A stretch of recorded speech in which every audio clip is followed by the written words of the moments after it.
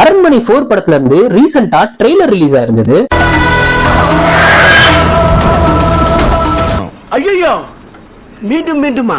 அரண்மனையோட முதல் 3 பார்ட்ல இருந்து இந்த படம் எப்படி வேறுபடுது அப்படின்னு பாத்தீங்கன்னா, இதுக்கு முன்னாடி அந்த அரண்மனை படங்கள்ல மனுஷங்க போய் ஒரு மனுஷனை கொல்லுவாங்க, அந்த மனுஷன் செத்து பேயாகி வந்து கொன்னவனை கொல்லுவான், இப்படி ஒரு ரிவெஞ்ச் ஸ்டோரியா தான் இருக்கும். ஆனா இந்த பார்ட்ல அப்படி கிடையாது. இந்த பார்ட்ல அவங்களை கொல்றதே ஒரு பேய் தான்.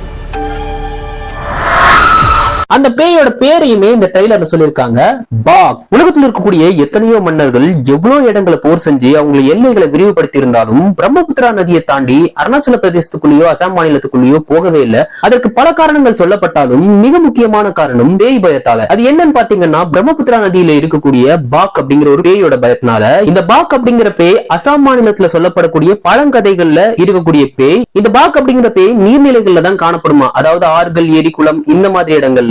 அங்க வர மீனவர்களுக்கு இது தொல்லை கொடுக்கும். ரெண்டாவது, இதுக்கு மீன் ரொம்ப பிடிக்கும் அப்படின்னு சொல்லப்படுது. அங்க வர மீனவர்களை கொன்னு அவங்களுடைய உருவத்தை எடுத்துக்கிட்டு அவங்க வீட்டுக்கே போய் அவங்க வீட்டுல இருக்கிற எல்லாரையும் கூட்டி வந்து அவங்களையும் கொல்ற மாதிரி ஒரு வரலாறு சொல்லப்படுது. இந்த விஷயம் கேட்கும் போதே பயங்கரமா இருக்குல்ல. இந்த விஷயத்த அரண்மனை 4ஓட பிரஸ் மீட்ல சுந்தர் சி அவர்கள் சொன்னதுதான். இதை பேசா வச்சுதான் இந்த படத்தை எடுத்திருக்கேன் அப்படின்னு சொல்றாரு. சோ இந்த பாக் அப்படிங்கிற கோஸ்ட வச்சு இந்த படத்துல அவர் எப்படி கதை அமைச்சிருப்பாரு அப்படிங்கறத இந்த ட்ரெய்லரை வச்சு டீகோட் பண்ணலாம்.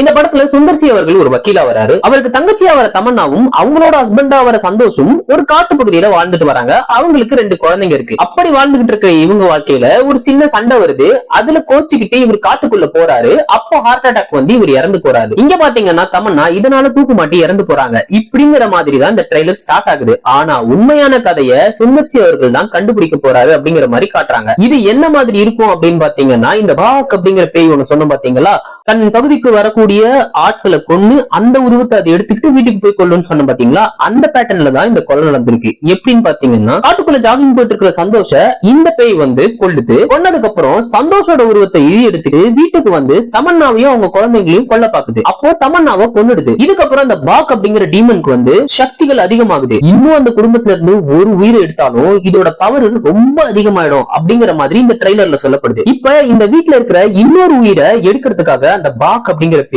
முயற்சி செய்யும். இந்த டைம்ல தமன்னாவும் பேயா வந்துட்டாங்க இல்லையா, இப்ப இவங்க அவங்களோட குழந்தைய அந்த பேய் கிட்ட இருந்து ப்ரொடெக்ட் பண்ண ட்ரை பண்ணுவாங்க. இதே சமயத்துல இவங்க எப்படி இறந்தாங்க, இந்த பேய்க்கு பின்னாடி இருக்கிற ஹிஸ்டரி என்ன, அதை எப்படி அழிக்கலாம் அப்படிங்கிற விஷயத்தை பத்தி சுந்தர் சி அவர்கள் இன்வெஸ்டிகேட் பண்ணி கண்டுபிடிப்பாரு. இந்த சமயத்துல கேஜிஎஃப் வில்லன் கருடன் இருக்காரு இல்லையா, அவர் சாமியாரா வராரு. இவர் இவங்களுக்கு ஹெல்ப் பண்ண வராரா இல்ல இந்த டீமனோட பவரை எடுத்துக்கிட்டு தானும் பெரிய சக்தி வாய்ந்தவனா மாற வராராங்கிறது தெரியல. இதை வச்சு இந்த பேயை எப்படி அழிக்கிறாங்க அண்ட் அந்த குழந்தைங்களை எப்படி காப்பாத்துறாங்க அப்படிங்கறது தான் மீதி கதையா இருக்கும். இப்ப இந்த ட்ரெய்லரை வச்சு கதையை கெஸ் பண்ணிட்டோம் இல்லையா, இப்ப நம்ம நார்மலா சுந்தர் சி படங்கள்ல வர எலிமெண்ட்ஸ் பத்தி பார்க்கலாம். அண்ட் சுந்தர் சியோட அரண்மனை பிரான்சைஸ்ல பொதுவா இருக்கக்கூடிய விஷயங்கள் என்ன? Horror, comedy, family sentiment, devotional song and especially glamour element. இது எல்லாமே தான் சுந்தர் சியோட அரண்மனை பிரான்சைஸ்ல இருக்கும். இதுல ஹாரர் எலிமெண்ட் பாத்தீங்கன்னா, அசாம்ல இருக்கக்கூடிய பாக் அப்படிங்கிற பேயை வச்சு இங்க ஒரு கதை பண்ணிருக்காங்க. அதனால இந்த இடத்துல பேய் அப்படிங்கிற விஷயம் கொஞ்சம் புதுசா இருக்கும். ஏன்னா அது ஷேப் ஷிஃப்டிங் டீமன்ங்கறனால அதை வச்சு நிறைய கதைகள் சொல்லலாம் அண்ட் அதை வச்சு நிறைய ஹாரர் எலிமெண்ட்ஸும் எழுதலாம். பிளஸ் இங்க தமன்னாவுமே செத்து பேயா வர போறாங்க. அது எல்லா அரண்மனை பிரான்சைஸ்ல நடக்கிற மாதிரி தான். அதை வச்சும் நிறைய ஹாரர் எலிமெண்ட்ஸ் கிரியேட் பண்ணுவாங்க. சோ அந்த வகையில ஹாரருக்கு தேவையான நிறைய விஷயங்கள் இருக்கும். அது ரொம்ப ஜாஸ்தியா இருக்காது. போச்சுனா ஏ சர்டிபிகேட் கொடுத்துருவாங்க அப்படிங்கறதுனால. ரெண்டாவது நம்ம பார்க்கக்கூடியது comedy element. Part 1, part 2, part 3 அப்படின்னு பிரிச்சீங்கன்னா, பார்ட் 1ல காமெடி டாப் நாச்சா இருக்கும். பார்ட் 2ல ஓரளவுக்கு இருக்கும். பார்ட் 3ல சுத்தமா இருக்காது. அதுதான் வந்து காமெடியோட லெவல்ஸ். அண்ட் இந்த படத்தோட காமெடியை பொறுத்த வரைக்கும் ஃபர்ஸ்ட் பார்ட் அளவுக்கு இருந்ததுன்னா சூப்பரா இருக்கும். செகண்ட் பார்ட்ல இருந்ததுன்னா சுமாரா இருக்கும். தேர்ட் பார்ட் சுத்தமா நல்லா இருக்காது. அந்த வகையில இந்த படத்துல எப்படி இருக்க போது நம்மளால கெஸ் பண்ணவே முடியாது. அண்ட் அதுக்கு வந்து யோகி பாபு, கோவை சர்லா, வீட்டு கணேஷ், மறைந்த நடிகர் சேஷு முதற்கொண்டு நிறைய பேர் இருக்காங்க. அதனால காமெடிக்கு ஓரளவுக்கு பஞ்சம் இல்லாம தான் இருக்கும் அப்படின்னு நம்ம நம்பலாம். மூணாவது நம்ம பாக்குறது ஃபேமிலி சென்டிமெண்ட். அம்மா பொண்ணு, அம்மா பையன், அண்ணன் தங்கச்சி, இப்படி நிறைய ஃபேமிலி சென்டிமெண்ட்ஸ் இருக்கிற மாதிரி தான் இந்த ட்ரெய்லரை பார்க்கும்போது நமக்கு தெரியுது. சோ அதனால ஃபேமிலி சென்டிமெண்ட்ஸ்க்கும் பஞ்சம் இருக்காது. டிவோஷனல் சாங் அந்த இடத்துல தான் இவங்க 80s கிட்ஸையும் 90s கிட்ஸையும் கவர் பண்றதுக்காக வச்சிருக்காங்க. அது என்னன்னு பாத்தீங்கன்னா, எப்பவுமே அரண்மனை பிரான்சைஸ்ல ஒரு டிவோஷனல் சாங் இருக்கும். அந்த சாங்ல இங்க யார் ஆடுறாங்க அப்படிங்கறதுல தான் கதையே இருக்கு. என்னன்னு பாத்தீங்கன்னா, எப்பவுமே அரண்மனை படங்கள்ல குஷ்பு தான் ஆடுவாங்க. ஆனா இங்க குஷ்புவும் சிம்ரனும் ஆட வச்சிருக்காரு. அதாவது 80s 90s ரெண்டு ஆடியன்ஸுமே கவர் பண்றதுக்காக ரெண்டு ஹீரோயின்ஸ ஆட வச்சிருக்காரு. அடுத்தபடியா பாத்தீங்கன்னா கிளாமர் எலிமெண்ட்ஸ். அரண்மனை பிரான்சைஸ்ல மட்டும் தான் 20 நிமிஷத்துக்கு முன்னாடி ஒரு சாமி பாட்டை வச்சுட்டு 20 நிமிஷத்துக்கு அப்புறம் ஒரு கிளாமரான சாங்ஸ் வைப்பாரு. அதுதான் இந்த படத்தோட ட்ரேட் மார்க்னே சொல்லலாம். இது எனக்கு தெரிஞ்சு ஃபர்ஸ்ட் பார்ட்ல மட்டும் பண்ணலன்னு நினைக்கிறேன். ஏன்னா அந்த படத்திலேயே நிறைய கிளாமர் இருக்கும், அதனால கடைசியா சாங்ஸ்ல கிளாமர் வைக்க வேணாம்னு விட்டுருப்பாரு. செகண்ட் பார்ட்ல பாட்டு வச்சிருப்பாரு, ஆனா பாட்டுல கிளாமர் இருக்காது. ஆனா ப்ரீவியஸா வர சாங்ஸ் எல்லாம் கொஞ்சம் கொஞ்சம் கிளாமர் இருக்கும். தேர்ட் பார்ட்ல உள்ள கிளாமர் வைக்கிறதுக்கு இடம் அவ்வளவா இல்ல, ஒன்னு ரெண்டு சீன்ஸ் தான் இருக்கும். அதனால தேர்ட் பார்ட்ல மட்டும் கிளைமேக்ஸ்ல ராசி கண்ணாக்கு ஒரு சூப்பரான சாங் கொடுத்திருந்தாரு. அண்ட் இந்த படத்துலயும் உள்ள கிளாமர் எலிமெண்ட்ஸ் வைக்கிறதுக்கு எந்த ஸ்பேஸும் இருக்காதுன்னு நினைக்கிறேன். அதனாலதான் கிளைமேக்ஸ்ல வர மாதிரி ராசி கண்ணா தமன்னா ரெண்டு பேருக்கும் நல்ல கிளாமரான காஸ்டியூமோட ஒரு கிளாமரான சாங்ஸ் கொடுத்திருக்காங்க. நான் ஒரு தமன்னா கண்ணி, அதனால தமன்னாக்காகவும் இந்த படத்தை போய் பார்க்கலாம், இந்த பாட்டுக்காகவும் இந்த படத்தை போய் பார்க்கலாம். அப்புறம் இந்த பாட்டுல இந்த காஸ்டியூம்ல தமன்னாவை பார்க்கும்போது ஊசரவள்ளி படத்துல வர இந்த சாங்ல போட்டிருக்கிற இந்த காஸ்டியூம் மாதிரி தான் எனக்கு தெரியுது.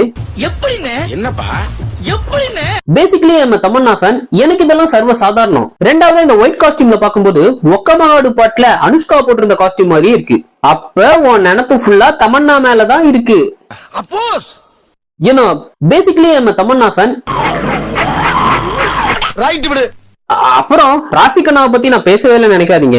இந்த ராசிகண்ணாவும் பார்க்க இந்த பாட்டுல ரொம்ப அழகா இருக்காங்க. அவங்களோட ரெண்டு காஸ்டியூமும் கூட சூப்பரா தான் இருக்கு. இந்த படத்துல தமன்னா ராசிகண்ணா இவங்க எல்லாம் இருக்காங்கன்னு சொல்லி இருந்தாலும் ரெண்டு ஸ்டார்ஸ வச்சுதான் இந்த படத்தோட பூஜையை ஸ்டார்ட் பண்ணாங்க. ஒன்னு விஜய் சேதுபதி, இன்னொன்னு சந்தானம். அதாவது இந்த படத்துல சுந்தர்சி அவர்கள் நடிச்சிருக்கிற இந்த கேரக்டருக்கு விஜய் சேதுபதி அவர்களையும் யோகி பாபு அவர்கள் நடிச்ச கேரக்டர்ல சந்தானம் அவர்களையும் கமிட் பண்ணி தான் இந்த படம் ஸ்டார்ட் பண்ணப்பட்டது. அதுக்கப்புறம் கால் ஷீட்ல சில பிரச்சனைகள் எல்லாம் வந்ததுனால சுந்தர்சியே நடிச்சிட்டாரு. இவருக்கு ஹீரோவா நடிக்க இந்த படத்துல விருப்பமே இல்லை அப்படின்னு சொல்றாரு. பட் எல்லா அரண்மனை சீரிஸ்ல நடிக்கிற அதே கேரக்டர் தான். சோ அந்த கேரக்டர் எடுத்து பண்றது அவருக்கு ஒன்னும் கஷ்டமா இருந்திருக்காது. இந்த பக்கம் பாத்தீங்கன்னா சந்தானத்துக்கு பதிலா யோகி பாபு போட்டிருந்தாங்க.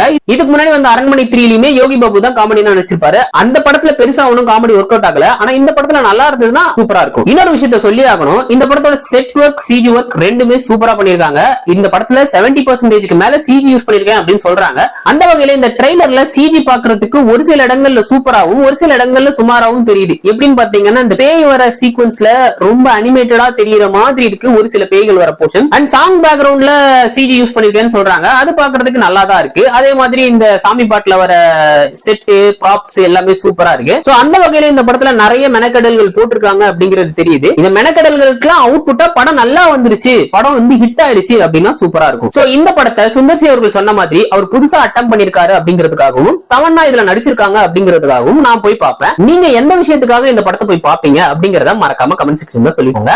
அண்ட் நம்ம சேனலை மறக்காம சப்ஸ்கிரைப் பண்ணி வச்சுக்கோங்க. அப்பதான் இது போன்ற வீடியோக்கள் உங்களுக்கு தொடர்ந்து வரும். அப்புறம் நாளைக்கு பார்க்கலாம். ஓடியாங்க ஓடியாங்க, அரண்மனை படத்துல இருந்து ஏதோ சீன் லீக் ஆயிடுச்சான். ஓடியாங்க. டேய் இல்லடா, எங்கடா போயிட்டு இருக்க? அரண்மனை படத்துல இருந்து ஏதோ சீன் லீக் ஆயிடுச்சான். ஐயோ, இப்பதான் அவர் புதுசா ஏதோ கான்செப்ட்ல படம் பண்றாரு, அதுக்குள்ள லீக் ஆயிடுச்சா? சரி, யாராச்சும் பார்த்தா அது தப்பாயிருமே. சரி, அதை போய் என்னன்னு பாக்கலாம் வா. ஐயோ, போச்சு போச்சு போச்சு, ஒன்னே ஒண்ணு வச்சிருந்தேன், அதுவும் போச்சு.